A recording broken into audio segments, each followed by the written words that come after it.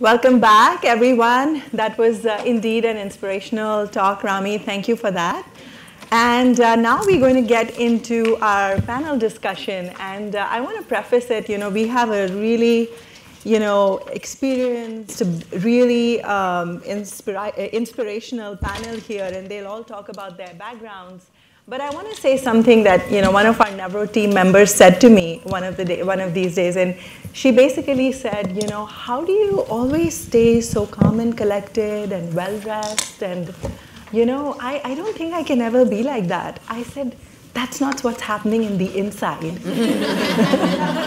I'm a mess most of the time. I'm running between, being a professional and being a mom, and I really don't have a lot of my acts together, and a lot of people who support me and mentored me.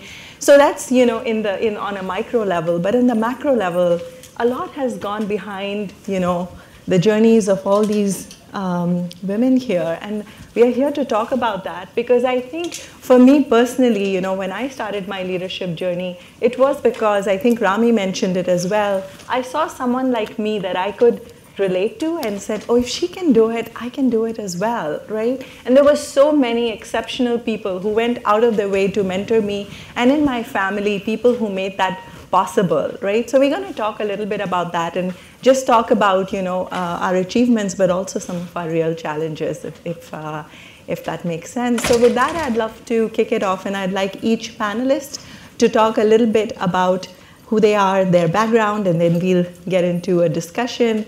And panelists, I think we want each one of you to respond to the questions, but please feel free to jump in. I hope this is going to be, conversational, and if somebody's already covered it, you can most welcome to say, they've got this. So we'll start with Dr. Tate. Okay.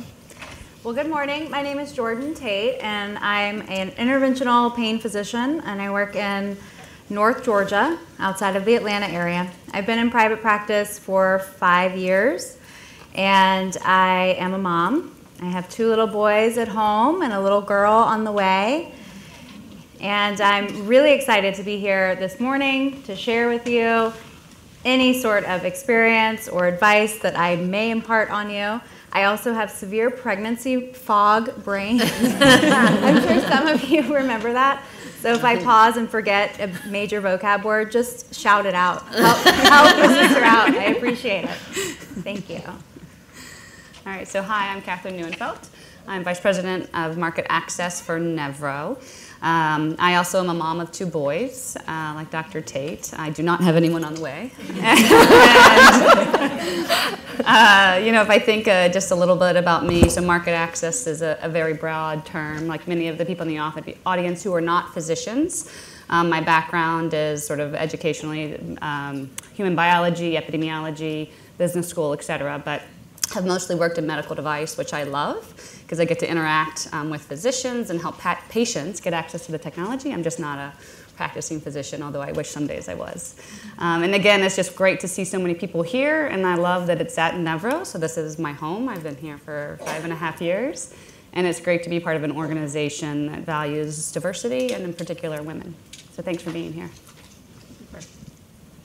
Hello. Are we on? I'm Trish Costello. I'm a venture capitalist in the healthcare space, particularly focused where women make markets. So I'm the founder and general partner of Portfolio and Portfolio Funds. We created, believe it or not, the first venture fund focused in women's health called the Portfolio Femtech Fund, and that was a year ago. That was the first time a venture fund had ever been focused in women's health. And in fact, about 80% of VCs in healthcare have never invested in a women's health company. We also have 2 funds in active aging and in other areas as well, like the SaaS enterprise space, consumer spaces, food and ag tech, and fashion, beauty, those kinds of things. But all of our investors in our venture funds are women. Hi, I'm Julie Politzis. I'm a neurosurgeon in Albany, New York. I also am a neuroscientist. For the past 3 years, I've been a full professor with tenure I also chair the neuroscience department at our place, and outside of work, I am Lauren and Ryan's mom. Thank you for that lovely introduction. So, just want to dive in. Let's talk a little bit about how your role has evolved from being a resident to an expert in the field. Things have changed, right? So when you're, for all the non-physicians in the group, after medical school, you attend residency. And when you're a resident, you're considered, a peon, right? And your job is often, not glamorous by any means. Not that that's changed a lot, but but your opinion matters some, right? But you're at the bottom of the totem pole, and as you make your way up, there's significant challenges and things that change, right? So all of a sudden, people are looking at you for all the answers. And there are many days where you still feel like that intern and resident who needs that pocket guide that you pull out and find the quick answer. But the ultimate decision lies with you, right? So you're making, on a regular basis, snap decisions and important judgments that have very heavy impacts on patients' lives and their quality of life and the direction of their health care. So it's a lot more heavy, right? But with that comes a lot more reward. You actually get to have a long-term relationship with patients. You get to manage and work with a team, your other providers, your colleagues, your RNs, your nurses, your MAs, your front office staff can become like family. So things change where you're not bouncing around the hospital and, being a resident, to now you're the woman, you're the one in charge. And the things that you say and do carry a lot of weight. So that's not lost on me, that responsibility. But the thing that I would say that has, kind of changed the most is that you're now able to find that balance in life. That as a physician, in my case, you can set boundaries. They aren't placed upon you. And you can find your own path and say, this is my work time, this is my family time, and this is my me time, and balance those different realms. Yeah. Isn't that fascinating that when we are struggling and figuring everything out, there's no one there to help us get that balance for us. And so it's so important for us as leaders to help provide that for our teams. Not that you're not encouraging people to work hard and achieve their goals, but just to have empathy for that. That there are people outside of the workplace, they have their struggles. So, just that's such a beautiful thought. Yeah. Yeah, Thanks very, for sharing very that. important to, encourage your team members also to strive to make that balance in their lives, and then, have a more harmonious team in that respect. Yeah. Thank you. Catherine. All right, Dr. Politis, do you want to go next because of the resident question? Yeah, sure. Just to echo what Jordan said, the best thing about having reached where I'm at is this level of autonomy and independence and decision making and a sense of control, and that's something that's very important to me, for anybody that knows me. So I think that's the biggest change that I've noted. But I think one of the other things is the more you go up the ladder, the more things stay the same. There's still HR issues. You still get to this point and you're like, gosh, I'm going to be surrounded by these amazingly intelligent people at every phase. And there are some and there are some not, no matter where you go up. And, there's nothing, everything kind of stays a lot the same too. So, I think it's, and then one last thing is, when I was an intern, you thought your chief resident had so much control over your life, or when you're chief resident you think your attending has so much control, but really that intern has the most control over everybody's life. So no matter what phase you're in, you really have a lot of control, and don't sell yourself short, because like in order for the team to work, everybody has to do their job. Yeah, thank you. And I think that question translates to non-physicians also. Can you talk a little bit, Catherine, about how your role has evolved from the point you started out to now when you're leading the function? Right. So it's actually a little bit different in that. So when you start out, right, you're low on the totem pole, and there are some benefits to that, in that you maybe don't manage people. You sort of just have to get your stuff done, right? So I know that if I need to stay up late and finish something, I can. And at the end of the day, so say like for those of you that work at manufacturers, and when I was in marketing, it's, you're a project manager or product manager. And so you make a recommendation, but it's the people above it that sort of agree to it, right? Of course you want it to be accepted, but it's not you making the decision. So as you sort of get promoted up within the organization, it's actually you're having to make that call of whatever the decision is, and have to realize that sort of you're on the line if it doesn't work. So it just takes a whole extra responsibility, which is for me what I wanted. I think that also I love managing people, and I've hired a bunch of people, and I love them like brothers, sisters, children. I've been fortunate to have just a wonderful team. But sort of my job as a manager is I have to make sure they get their stuff done, right, and to help them in their career. So a downside of it is, like, I feel like when it's me time, it's midnight, right? Like, I have to make sure they have all their stuff ready, and then knowing, okay, I'll get my stuff ready, and that's just a change as you rise up within an organization. I love it. It's just a trade-off, right? Yeah. And that's where people, I think, in particular for women, if you are on a journey and there's certain points in your life where maybe you want to be a people leader, right? And the responsibility, good and bad, that comes with that. And other times when maybe somebody wants to say, you know what, I want to go back to an individual contributor because that's sort of what I need in my life right now to balance the work and whatever else is going on at home. I guess what I would add to that is that I think early in our careers, it's really about becoming the best me you can be. So that's when I always advise the people that work for me, that's when you step out. That's when you can take some of the risks. That's when you can experiment with who and what you really want to be. There's that point probably in the first 10 years of your career where you can, make some mistakes and really find out where you're the very best and where you're adding value and expertise and knowledge and networks. Networks are critically important. And then, as you get further in your career, you're really in those places where you have to perform and have that team perform. Oftentimes you're doing that with other people's money. And so there's not near as much flexibility on your learning and experimentation. And so this is the time, really, the beginning of your career. And then as you move through, I'm kind of on further beyond where Jordan and others are. I have 28. I have children, but they're 28-year-old twin daughters. So I'm on that other side of it now, where my sleepless nights are coming from building companies and taking risks and backing things. But I've loved all these years along the way. Yeah, thank you, Trish.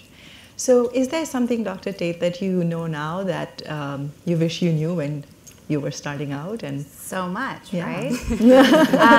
With respect to, I think the biggest transitions. thing that has been sort of revelatory to me is the idea of imposter syndrome, and this idea that you are a smart, educated woman who has value, and the things that you say can contribute and can be very important. But there's this natural tendency to hold back, to say, well, I'm in this group of very intelligent, well-educated people, and therefore some reason my opinion is less valuable than theirs, right? And overcoming that and understanding that that's just simply not true has taken time to really cultivate. And I mean, even coming here today, I was telling my husband, well, I'm going to be on this panel, and very esteemed colleagues, not sure why I'm going, and he's like, just, stop, right? so that imposter syndrome is still always something there that you have to overcome. But I think recognizing that. Yeah. Let me paraphrase. I think what I was trying to ask is there something you know now that you wish you knew when you were starting out? I'm sorry, I didn't say that correctly. Yeah, no, I mean, I think... But thank you for sharing that. Right, no, yeah. I think knowing that, if I had known that when I was an intern, right, and I would have been much more likely to raise my hand or speak up, right, instead of having that be the thing that was holding me back, right? So just knowing that you need to be confident in and of yourself, right, that you are of equal and, probably even more valuable than, everybody there, right? I mean, come on. So if I had been able to tell myself that at a younger age, I think, that would have expedited this, propulsion into leadership even faster. That's true. I think there was a lot of moments where I faltered because I didn't have that confidence. Yeah. And I think we, as women, tend to suffer from that more. Thank you for sharing that.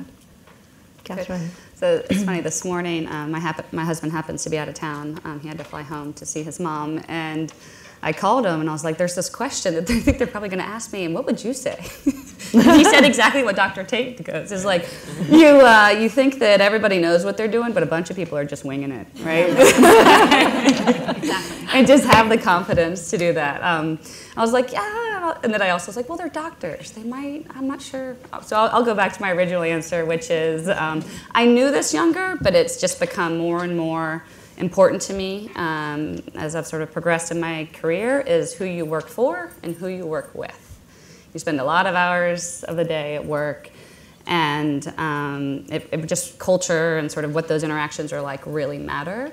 And when you're interviewing for jobs, whether it's in medicine or other companies, I know it's hard during the interview process, but do your very best to really understand what the culture's like and make sure that that's a good fit for you. Thank you. Trish? I think it's make your own path. We have way more options today than we've ever had, and your backgrounds and expertise can be used in so many different ways. So, think. I'm looking at our topic. Think in a very innovative way. Know that there is nothing you can't do. It's just what's the right path for you, and and at every age there's different change. That it's ahead for us. So it's not just at the beginning of your career. There are so many ways professionally and personally that you can use your background and expertise and do what makes your heart sing, because that's what you're going to be absolutely the best at. Thank you. I think something that I still struggle with every day, but really doing better at, is don't sweat the small stuff. And there's a lot of it, and the world is going to be there in the morning, and your hospital isn't going to go bankrupt tomorrow morning. And there's a lot of things that you hear about, that you worry about, you lose sleep over, and it's all going to be okay. There's very few things where you say, hey, is this really going to make a difference even 6 months from now? And I think that can save you a lot of angst and worry and sleepless nights. And wrinkles. Yeah, most importantly. I should have gotten that memo earlier. Absolutely. And just to add to everything that was said, from my personal experience, I've done a lot of things that I've done for the first time. I started a company at some point in my life. I tried, moved countries twice, and even with at a very late stage in my career's span doing leading the people function in the tech space, and I came in and into the medical devices space with Nevro. And I think if I could just tell myself that do those things that stretch you, that push you, that make you do something that you've never done before, I think that's what almost defines us and makes us who we are. So I think I was thinking about that as I was listening to all of you. So let's transition a little bit into your leadership journey. So what have been some of the challenges in getting to this point, and what were some of the milestones that defined it and totally made all the, I'm sure you made sacrifices, I'm sure you worked really hard, but what made it really worth it? So the journey's been long, right? I mean, as a physician, from wanting to be a physician from the time I was 5 years old and always being very focused academically, you had to make sacrifices, right? Absolutely. And in high school, I would leave early to go work at a doctor's office, and I skipped senior lunch with my friends, and there were sacrifices because I felt like that was an important thing to do to set myself apart and be the best on applications and get into the right undergraduate, and skipping out on parties on Thursday nights or Friday nights, right? So I mean, there's sacrifices all along the way to be very academically focused. There were challenges. For example, in undergraduate, I took a biology course that was very challenging, and it was meant to be a weed out course, and I got a C+. And you can't get into medical school with a C+, right? So I got called to the dean's office, and they told me, you need to really rethink your career path. And they said, it was the dean of arts and sciences, and he's like, have you thought about anything else that you want to do? And I was like, no, this is me. This is all I've ever wanted to do since I was 5 years old. And I said, I'm going to retake the course, and I'm going to get an A. And he said, you know what? You can do that, but the truth is, in life, there are no second chances. And so that would be a big waste of your time. And so I've always said that, some of the best things that have happened to me is the advice I didn't take, right? Yeah, and absolutely. Immediately recognizing, at 18 years old, that was terrible advice. I signed up again, retook the biology course, and made the A that I needed. And, to his credit, I mean, it did come up. I did have to explain this blip on my, CV to medical school entry exams and interviews and things like that. So, I mean, it wasn't an irrelevant 100% pass, but I mean, it sounds, it was a big challenge, right? And to have the courage and the faith to not be derailed by somebody in power who tells you, this isn't going to happen anymore for you, right? So, but knowing that that's what I wanted to do, I went forward, okay?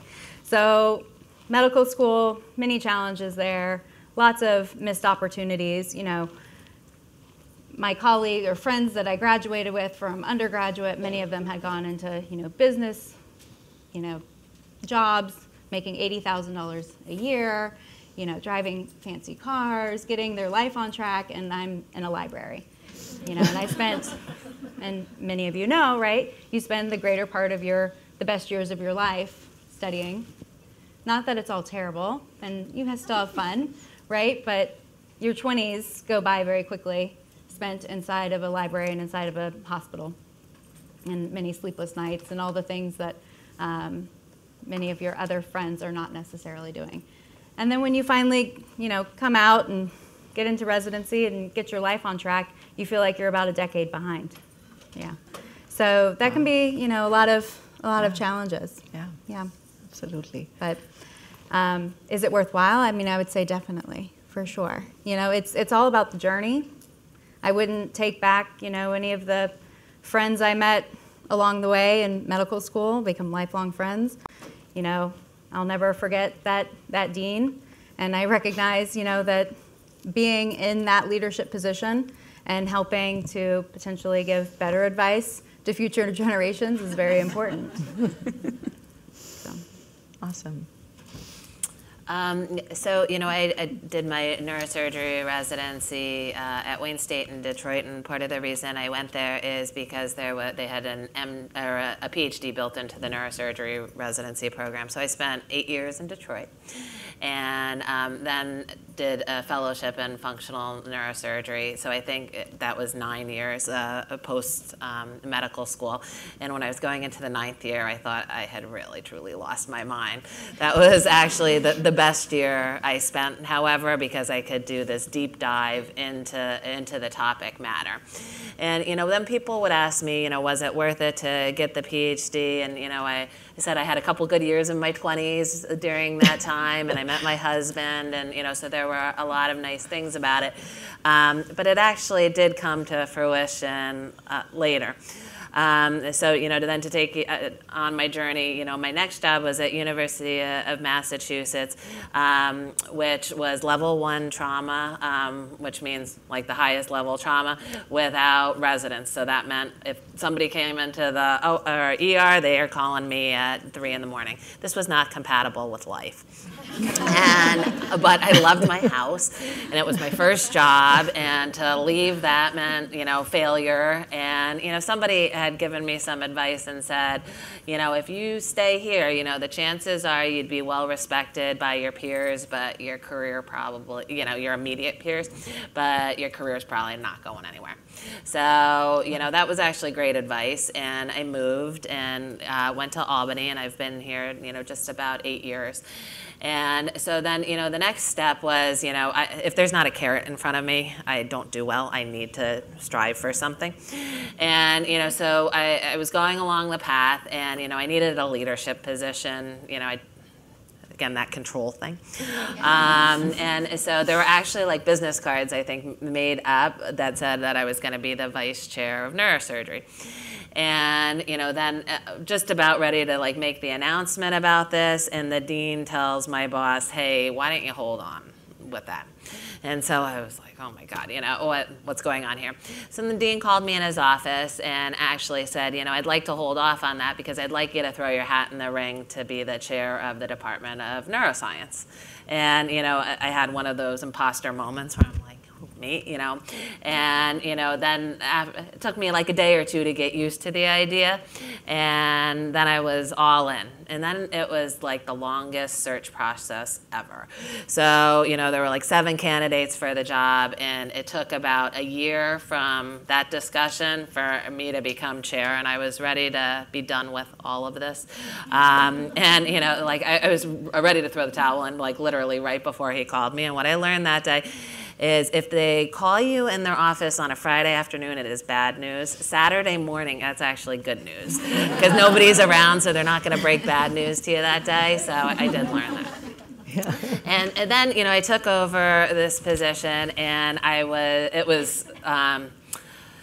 my husband describes it as me asking people that had never gotten off their couch to go on the treadmill at full speed. And so there were a lot of bumps in the road, and that 6 months, that first 6 months, it was brutal. And what helped me there was kind of creating some space and curiosity to deal with how things were and how to change that, and these new interactions. To take a neurosurgeon and be in a position to manage basic scientists is very different than the environment that I was comfortable in. So there were bumps in the road, but now it's 3.5 years in, and my department's getting funding, and everything's coming into course, and we have great recruits, and so it's fun now to reap the benefits of that. Yeah. If it makes both of you feel better, I personally feel that the 20s are overrated. Okay, in your 30s, you're struggling, with having your children, or children are younger, and you're, figuring out home and work and managing all of that. 40s are the best. So for me, I don't know about how everybody else feels in the room, but I do think your mid-40s is, when things really start, going your way, I think. Catherine? Sure. So I would say the biggest challenge for me has been having my children professionally, and that, it's first, like there's this anxiety of you've got to tell your boss that you're pregnant, right? And like, what's that reaction going to be? The next is once everyone at work knows, you're in a meeting, you're like, what's through their head? And people already start doing some math. If you think of Rami's talk, right, whether it's unconscious bias or whatever, they're like, well, this person's pregnant. They're going to go out. It depends on how long. But I think naturally there's a change in decision of how people look at you. A milestone is obviously having a baby, which is amazing. It's still sort of I still am I can't get over how that's actually happens. And so then, though, you're on maternity leave, right? And so then you're just in this fog, and it's you don't remember anything because you're not sleeping, and you're nursing and changing diapers and cleaning bottles and whatever else you're doing. And whether your maternity leave is 6 weeks, 6 months, a year, life is going on at work without you, right? And every woman has to decide sort of what is the right amount of time for them to be out. But you're not there. You may not be being thought of or considered for jobs, or what'll happen when this person comes back. And there's, it's a challenge. And then once you do come back, right? So then there's that morning when you're leaving, however old that baby is, that like your heart, there's like hormones meant to make you want to stay with that baby, right? Like that's how human nature is, right? Yes. It's hard. So when you leave the room, I would leave my apartment and just like, oh, I feel so bad. So I'll tell you what was really hard when I had my second child at Nevro was that I actually lived up in the city, for those of y'all that live out here, in an awesome rent-controlled 2-bedroom apartment in the marina, like where I was right next to the Golden Gate Bridge, that I did not want to lose that thing. For rent, if y'all aren't here, like that means you can pay an affordable price, like into perpetuity. But our office was all the way down in Menlo Park, and I was commuting a lot. So I'd leave at 5:45, 6 a.m., get down here. I would try to nurse the baby as much as possible, and then you're here at work all day, and people here were supportive, but it's just also this awkward, like, yeah, I'm gonna have to take a break for a minute, like, and it just, it's just introduced this new dynamic. Here, it was great, and back in the day, we were just a few people, there were really 3 of us on a team, and those 2 guys were amazing about it, and I was like, yeah, I'm just gonna take this conference call from my office, or whatever, and they knew that I could do that, but then I would drive home, and on Thursday nights, it sometimes would take me an hour and 45 minutes, like on 101 to get through the city. And I'd be sitting there, probably pumping on 101. You get a lot of looks, but I had to hire, Wow. Yeah, because I would have been gone, and nursing is very important to me. And it was also this guilt thing, because I did come back to work too quickly, and we had just IPO'd, because there was a lot of stuff going on here. But you're like, this is insane. Like, what am I doing? And then even friends would be like, what are you doing? This is crazy. Yeah, I've not heard of pumping on 101 before. And then, finally I came home one night and I was like, this is silly. Like, what are we doing here? I think I can't do this. And my husband, who I'm fortunate is amazing and so supportive of me and my career, he was like, Catherine, I actually think you love your job. You just hate the commute, right? And I really think, I don't want to pressure you into this is your decision, but I think if we move, your life will change. Mm-hmm. And even I meant to mention too, is when it's so overwhelming, this is crazy, I want to do this company, I want to do this job, but physically this is impossible, is I had a weekly goal.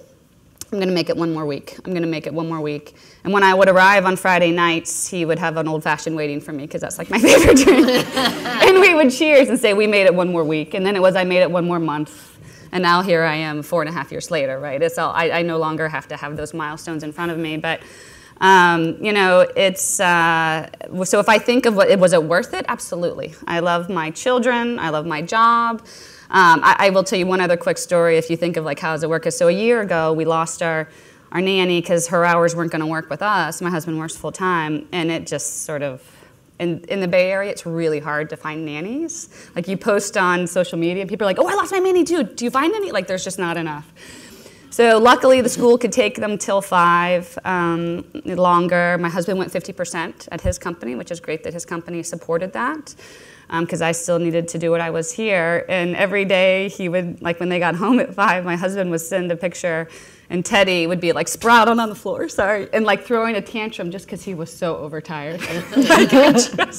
It was a disaster. It was a low point in our lives personally. And then it's funny, I got reminded of this picture, so I posted it to Instagram because it was a pretty funny picture of what he was doing on the floor. And it got reminded of Google Photos to me a year ago, and then earlier this week I was dropping Teddy off at school. He's like, bye Mom, see you later, didn't even want to, and was just so happy. And just to think, and so what I think is important to realize is that it's going to be really hard. There are days and weeks and years that are really hard, but if you can see it through, there is light at the end of the tunnel, and now knock on wood, my boys are in a great place. They're so happy.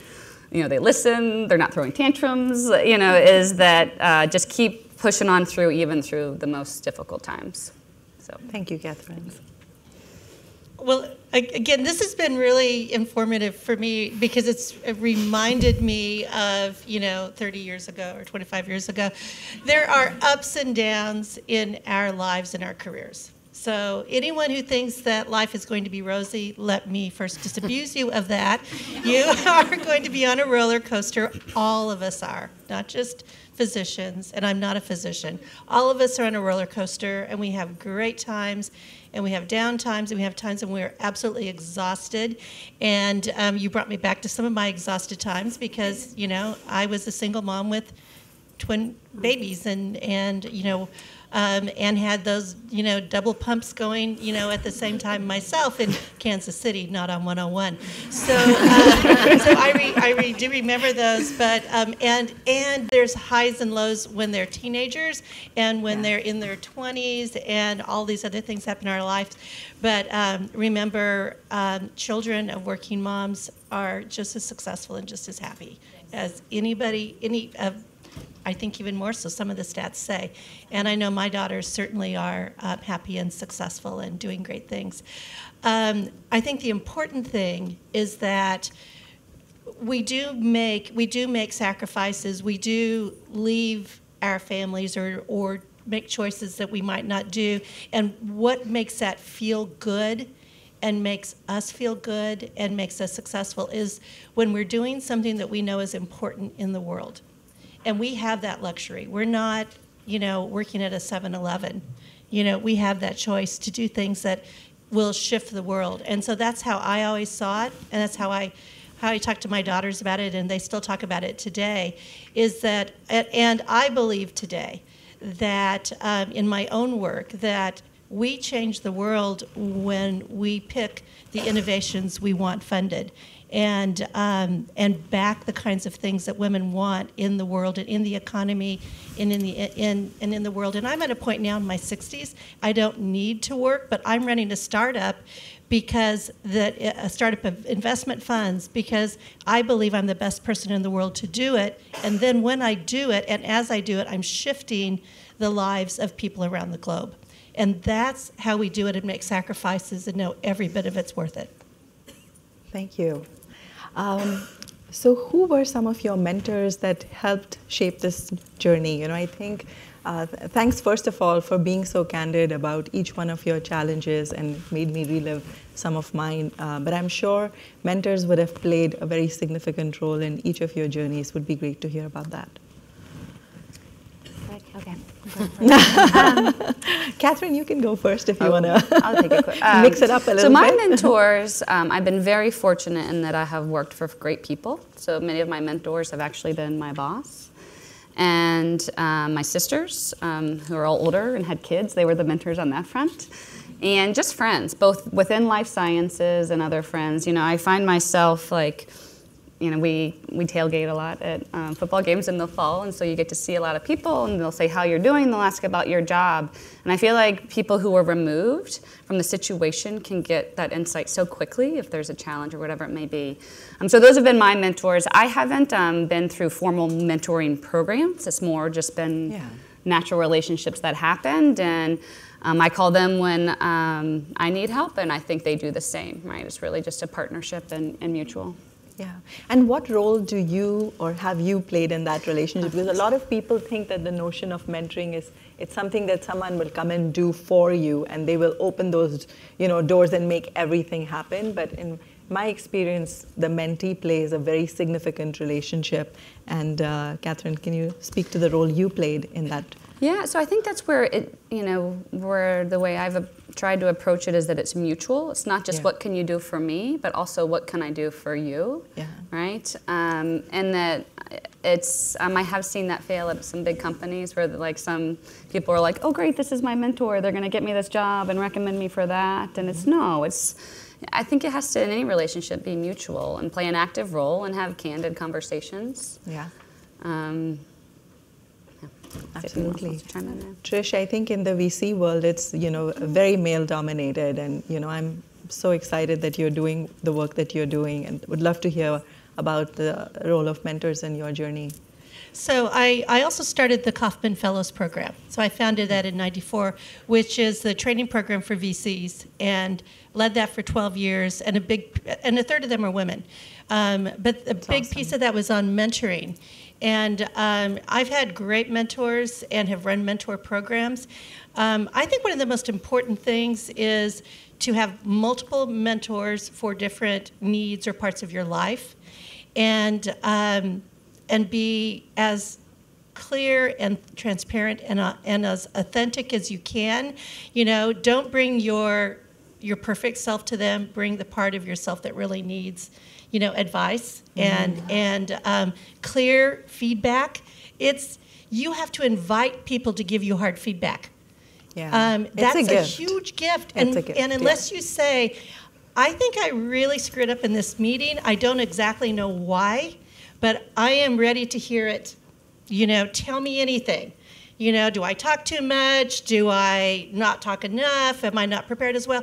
Give me the bad news. And that invitation will be the biggest gift you'll ever give yourself, because most people will sugarcoat. But if you say, I'm ready for it, tell me all, then you're going to be able to actually have things that are actionable, that you can really, and that will play in your head, and you'll think, oh my gosh, I need to step up. I can't be too quiet. I'm not coming out as the leader. These thoughts are just stuck in my head, or whatever it is. And that's when you really can make a change. And that mentor can see you make a change, and then they want to be there even more so for you, because they know you really are, you know, using what they tell you, and there's this really beautiful mutual benefit. Yeah, thank you.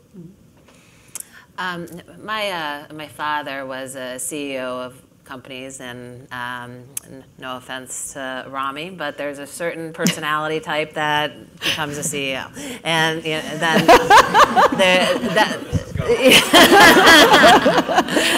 and that personality type also, like, there's a lot of similarities with neurosurgeons and the CEOs, and so I think from a young age I was trained to report to a CEO, and you know, so I think in the late '90s when I was applying for residency programs, that's kind of what I brought as a mentee to that mentee-mentor relationship, where, you know, I kind of approached the situation the way that the mentor wanted the situation approached, and not convoluted. This was just how I grew up. And I think what the point of that is, you know, when you're looking for a mentor relationship, you know, how the mentee approaches that relationship is very important, and know about your mentor and what drives them and what's important to them, and then you'll find the relationship to be much more valuable. Mentorship is something I'm extremely passionate about, so I run a mentorship program at our medical school, you know, and we've also taken that show on the road a little bit at NANS this past year, and take any opportunity that you can to learn more about how to be a good mentee, mentor, and a lot of these leadership skills like we're here today doing. Thank you. Back to me. I was going to ask Trish if she would be my mentor. That's great. Yeah, that's fantastic. Yeah, I was just going to say, you know, I was going to add, my mother provided a lot of inspiration, because she had always wanted to be a dentist, but she felt like in her time, in her era, it wasn't feasible for her, and she didn't really have the support from her family. And so she went to dental hygiene school, and she was a dental hygienist, but what she really always truly wanted was to be a dentist. And I think, you know, having that inspiration to, you know, stay true to what it is that you want, even if it seems unachievable, provided a significant amount of mentorship to me, whether it was, you know, a little bit indirect. I don't think she ever realized what that example meant to me, but I would say between Trish and my mom, I'm good. Okay. That's fantastic. Another thing that makes us successful is, you know, how we are able to leverage the right skill set and resources in addition to, you know, what we bring to the table, and how we build our teams and lead the teams in the work that we want to do and the impact we want to have on this world. And that's a huge part of our success. So can you speak to a little bit about in context of either building your practice or anything you're doing in collaboration with other people in a hospital or across, and in your lives as well? I'm sure that's played a significant impact on who you are and what impact you have. So it would be great to hear that. Yeah, I would say initially I thought lead by example. I have a vision, follow me, let's go this way. Was my initial approach to leadership, trying to be more inspirational. And what I've realized and come to realize is that instead checking in with your team members and finding out what it is that they want to contribute, how much they're able to contribute, where meet them where they can best achieve their contribution to the team works a lot better. And so in a private practice model, for example, I wanted to add a research component to my already busy interventional private practice. And this was going to be a big undertaking, and finding out who is interested. Does anybody want to have an active role in this? And finding out that there were some people that said absolutely not. I'm good. You do you. And others that said, please let me be involved in this.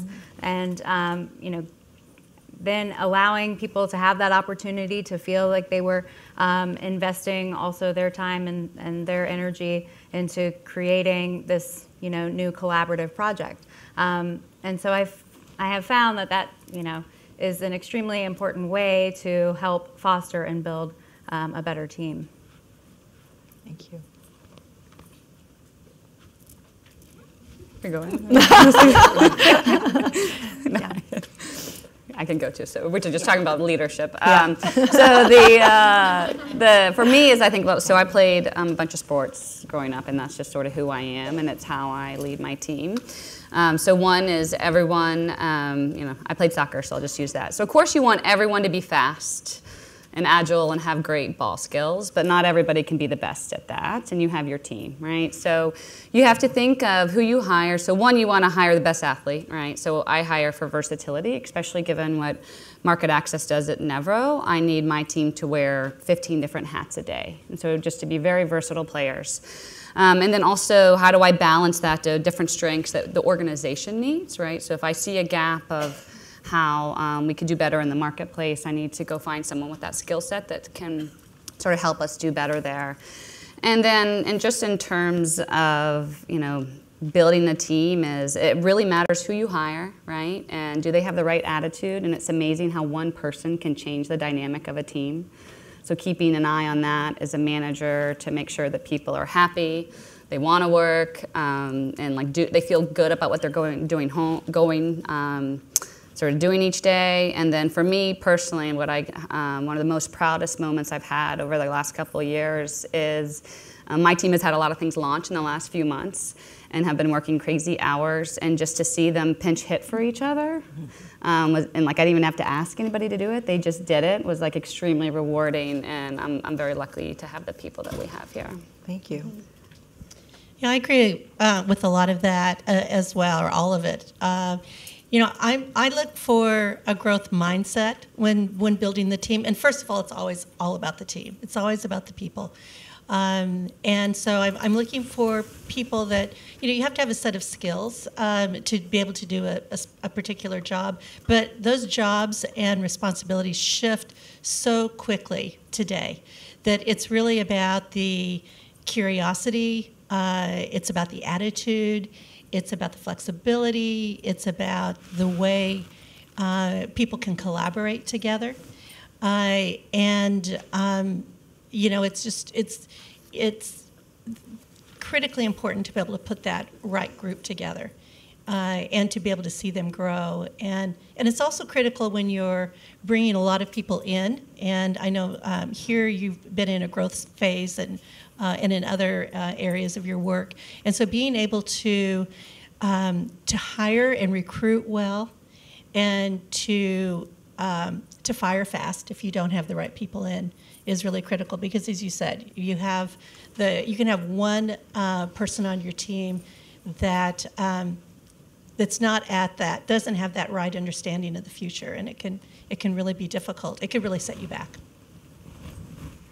I think I see my job as the team leader to, have the mission, have what our core values are, and set the overall plan for the group. And, then in compiling the team, it's all about putting the right people in the right positions. I tend to be terrible at interviewing. I fixate on one little part and fail to see the rest of the picture. So what I've done is know that about myself, and so I have a group interview, and I have people interview with a variety of the people they're going to be working with, and this gets everybody invested in the process a bit, and then people get to pick their colleagues. And then I think what I am good at is figuring out what people are good at. So I've hired this right group of people, but then I see it as my job to put them in the right positions for them to succeed. And that may not be where I originally thought they were going to fit, and we might have to do that versatile role reversal. But I think that's been my driving factor to building teams. Thank you.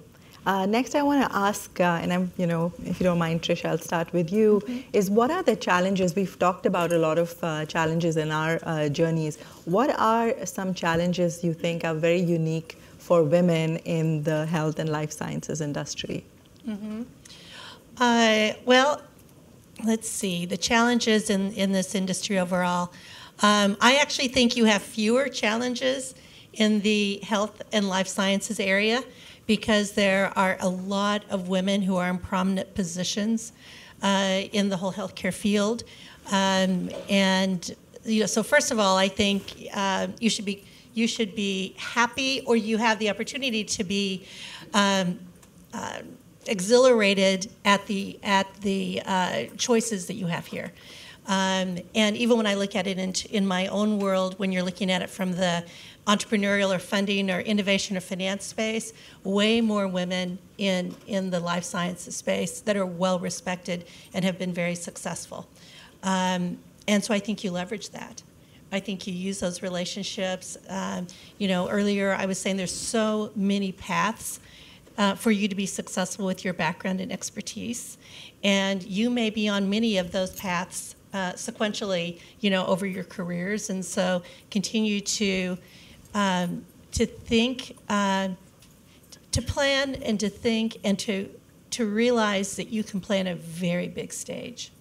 Yeah. You can play on a very, very big stage. Do not play smaller than you are.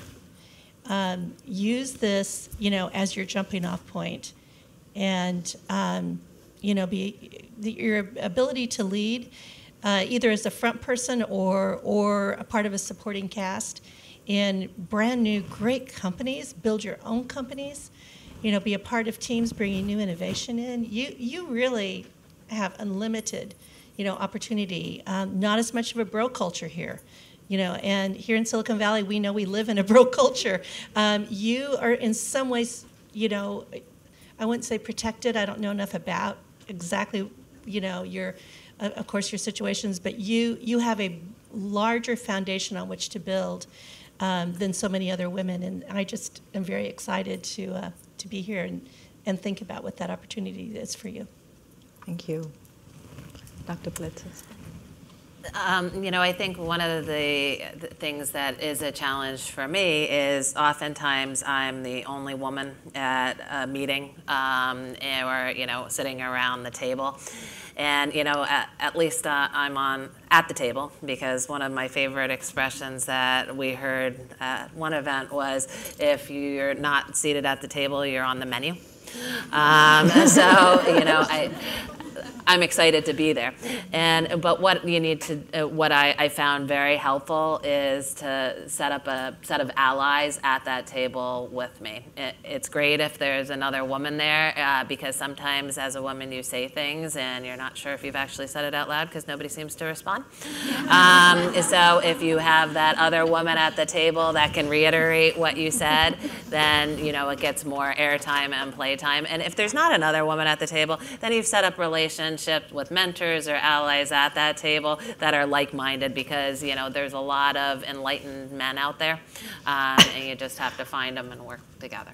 Yeah, absolutely. Okay. So life sciences, you'd think you'd make more data-driven decisions, right? And there are some great women scientists, but I think it is a challenge regardless. So I was actually at a conference on Monday, and it was like those pictures that Rami showed earlier. I walked into a sea of 1,000 white men. I mean, it was shocking. And I know I'm spoiled out here in the Bay Area with diversity, but I mean, I was really like, oh my gosh, I'm going to count the number of women here. It was crazy. So that does exist, right? Oftentimes I'm the only woman in the room. And, I think also an interesting dynamic for this is that, for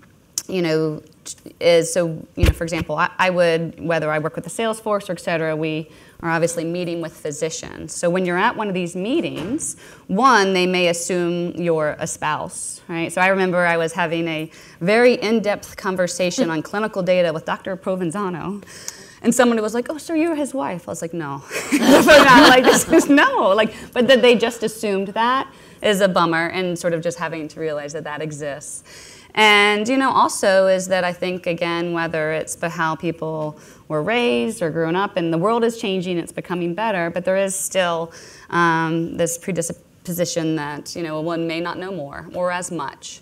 And it applies, I'm sure, to, y'all could speak to the physicians, but I think it also applies to those that are trying to meet with physicians and their assumption on sort of your level of intelligence or whatever it may be. So it's, what I would say is what I try to do is always help women in the other room, and if I see something going on or support someone at a table, help as best as I can, and then we just have to get more women in leadership positions so that math isn't so, the differences aren't so stark. Yeah, thank you. Yeah, I mean, definitely being outnumbered, number one, walking into a scientific conference, and instead of having women up here, having, what is lovingly referred to as a mantle instead of a panel, right? You see that room after room, and it gets old and it gets frustrating, and you want to know how can you get that seat at the table without, revving up some of that unconscious bias of the woman being described as crazy or bitchy or what have you, right? Yeah. You want to be assertive and powerful without overstepping and still being graceful, right? But these are all constraints that you feel are put on you that doesn't feel fair, and so it's very frustrating.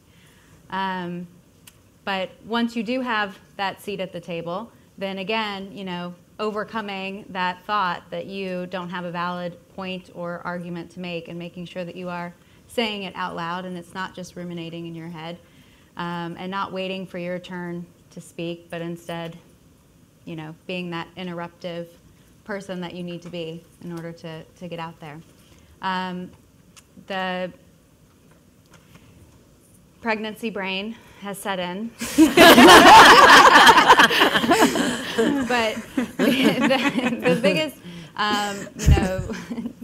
challenges, besides just feeling outnumbered, is just being, wanting to be assertive and being confident without feeling like you are alone, right? Mm-hmm. And so power also, in numbers. Yeah. This is the right time. The future is female. Yeah. International Women's Day. Yeah. So Yeah. Awesome. we can do it.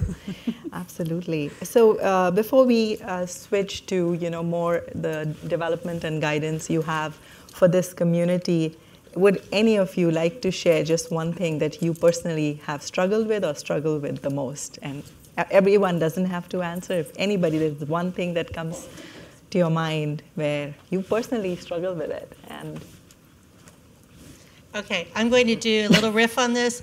Don't focus on the struggle. Focus on the journey and what you're learning and how exciting this journey is, focus on the journey. That's right. That's great. Yeah, and I think it just is, on a similar note, is that whether it's glass half empty or half full, right? So things are not perfect, right? But focus on the things the progress that has been made, and I think you can absorb sort of the situation and do better if you have the right mindset. Yeah, absolutely.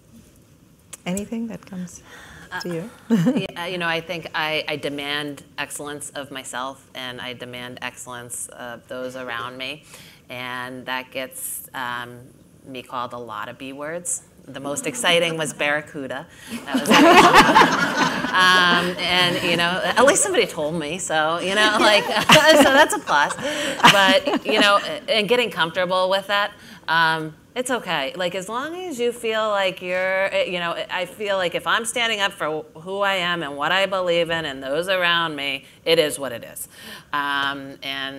Just what is going to let me sleep at night, and what am I going to be thankful for at the end, and I just kind of keep moving forward. Yeah. Yep. Just be confident, be you, set your sight on the goal, and always remember the women who are coming up behind you and how much you have to offer them and how you can help lend a hand and bring them up with you. Yeah.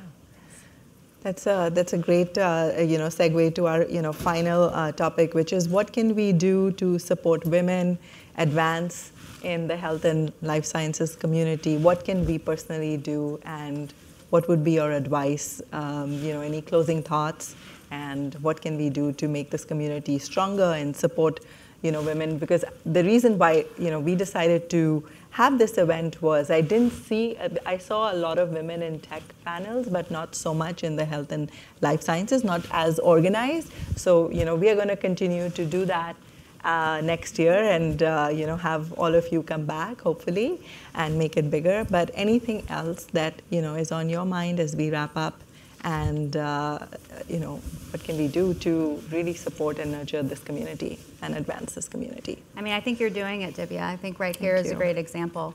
Being female in an outnumbered field, or feeling like you've risen to the top and you're the leader, can sometimes feel lonely.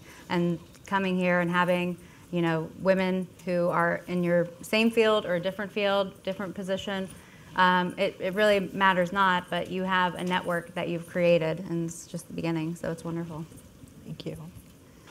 If I think about it, if you go back to the statistics of the likelihood that a woman is hired, depending how many of them are in the interview panel, is really important. So I continue to have lots of openings. If any of you are interested in joining Nevro, plug there. But Thank you, Catherine. I paid I Catherine for that. No, I need those people back. Is I think not only making sure that when you're a hiring manager, you're applying that, right, just to make the odds a little bit better. And then if you see someone struggling, and we all struggle, reach out to them, right? And they may or may not want to share what's going on, but when you see that third woman in a room, go and ask her, can I help you with anything? And it might just be that, I don't know what, she needs a cup of coffee and someone to talk to for 2 minutes, but just to help others out there. Yes. You're stronger in numbers, so stay together, but hold each other accountable and just keep growing.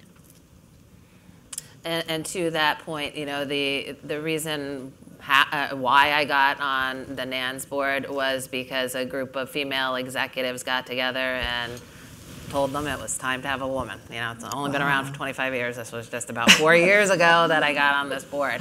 And, that's how things kind of happen. And so I think when there's this strength in numbers and we say, hey, that's not acceptable, that on your journal, you only have one female editor, or at your company, you only have 1% of people in leadership. And if we're able to pull together and stay firm to that, and, that can have the greatest impact. Thank you. Well, I'd like to thank this panel for, their candor, their warmth, their insights. I think for me, as I was listening to them, I was really reliving a lot of my challenges, but I also learned so much from your journeys, and, it just makes me feel somehow more supported, and thank you. Just thank you for your contribution and leadership in this panel. Thank you.